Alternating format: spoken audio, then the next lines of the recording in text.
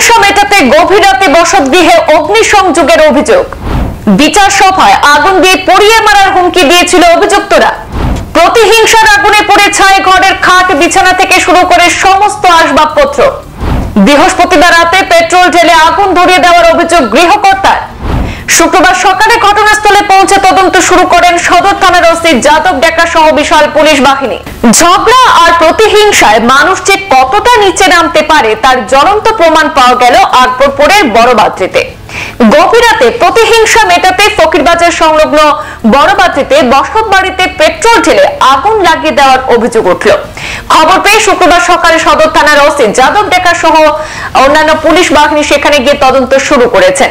এই ঘটনার বিবরণে জানা গেছে, পুরনো এক ঝগড়ার রেশ ধরে গতকাল অর্থাৎ বৃহস্পতিবার রাত ৩টার সময় বড়বাদ্রি গ্রামের মুসাব্বির আহমেদ, আলতাফ হোসেন, দিলওয়ার হোসেন, রুবেল আহমেদ, শহীদুল হক তাদের পরিবারের লোক যখন ঘুমে আচ্ছন্ন, ঠিক সেই সময় নাকি পাশের ঘরে মোহাম্মদ আলী এবং তার ছেলেরা মিলে পেট্রোল ঢেলে তাদের ঘরের চতুর্দিকে আগুন লাগিয়ে দিয়েছে বলে অভিযোগ করা হয়েছে।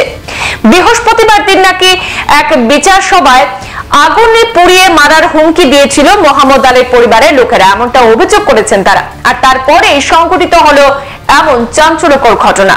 আগুনে লেলিহান শিখায় খাটে ঘরের খাট পালং থেকে শুরু করে সমস্ত আসবাবপত্র পুড়ে ছাই হয়ে গেছে। এমনকি তাদের voter I card, pan card, ব্যাংকের ডকুমেন্ট, এনআরসির গুরুত্বপূর্ণ নথিপত্র সমস্ত পুড়ে ছাই হয়ে গেছে। গভীর রাতে পরিবারের লোকরা কোনো মতে প্রাণ রক্ষা করলেও তাদের সবকিছু ভস্মীভূত হয়ে যায়। এদিকে সদর থানার ওসির নিকট সমস্ত বিবরণ তুলে ধরতে গিয়ে অগ্নিকাণ্ডের জন্য পাশের ঘরে মোহাম্মদ আলী এবং তার পরিবারের অন্যান্যদের বিরুদ্ধে অভিযোগ উত্থাপন করেন মুসাব্বির আহমেদ সহ অন্যান্যরা। সবকিছু মিলিয়ে ক্ষয়ক্ষতির পরিমাণ আনুমানিক 50 লক্ষ টাকা হবে বলে জানিয়েছেন তারা।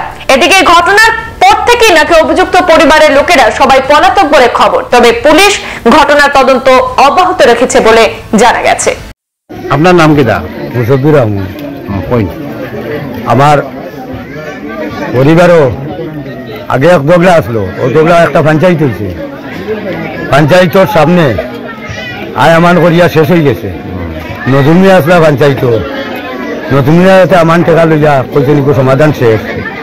ওই সময় মোহাম্মদ আলী ছেলে মারপিট করছে, মোহাম্মদ আলীর বউয়ে মারপিট করছে, মনোজিল আলীয়ে মারপিট করছে, মনোহরা বেগমে মারপিট করছে। মোহাম্মদ আলীও লাত মারছে আর কইছে মারিয়া দরিয়া পঞ্চায়েতর সামনে মারিয়া কইছে পঞ্চায়েতর সামনে পেট্রোল বেলাই আজ করে আজ তোমরা জ্বালাইমু, জ্বালাইয়া সারকার করিয়া তোমরা সব জ্বালাইমু, গোর দুয়ার সব জ্বালাইমু। জ্বালাইতে দেখা আছে আমার ওগরের শাশি সম্পর্ক আছেন, দেখছই কথাগর ভাই আছেন, দেখছই ফট করি জ্বালাইয়া আর কি ফটকল মারি চলে মারি আগুন লাগাইয়া ফট করি গরো ডুবে যা মাই গেছে। পেট্রোল জ্বালাইছে আগে, নিজেও দেখছি আমরা বাড়িতে বাড়িতে দৌড় দিয়ে তারা করে আমাই গেছে। ও পেট্রোল জ্বালাইয়া চলই মারিয়া আগুন লাগাইছে। এখন আপনি সরকারের উদ্দেশ্যে কিতা কইবা? এখন সরকারের কাছে ই তো চাইয়া সরকারের অ্যাকশন চাইয়া, পুরা অ্যাকশন চাইয়া।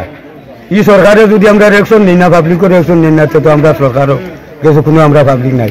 আর আমার সাহায্য চাইয়া আমরা প্রথমে আমার ডকুমেন্ট আছে, আমরা 5 পরিবার এখানে 5 পরিবার আমরা থাকি। 5 পরিবারের পুরা অল টোটাল ডকুমেন্ট আছে, একবারে pan card, passport, voter I card, NRC, বাড়ির কাগজ, আরো জমিনের কাগজ আছে। সম্পূর্ণ যত কাগজ আসলো আমরা সম্পূর্ণ সব জলিয়া খাস্তার হয়ে গেছে। এরপরে আমার ঘরে আসলো টাকা 20 লাখ টাকা ক্যাশ রাখা, আর তারা ঘরে আসলো মনে হয় আরো কত টাকা, এটা কইতে পারতাম না। তারা আমার ঘরে টাকা 20 লাখ টাকা ক্যাশ রাখা আসলো আমার পরিবারও।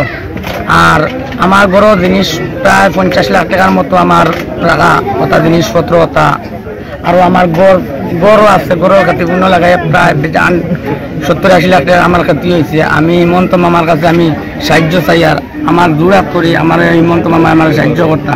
এখন আমার থাকবার জায়গা নাই, হিমন্ত মামা আমার থাকবার জায়গা করিয়া দিতা। 1-2 দিন ভিতরে আমার ইমার্জেন্সি, আমার বাচ্চা কাচ্চা আছে, ছোট বাচ্চা, দুধের বাচ্চা দেখাইতাম নিয়ে আমি।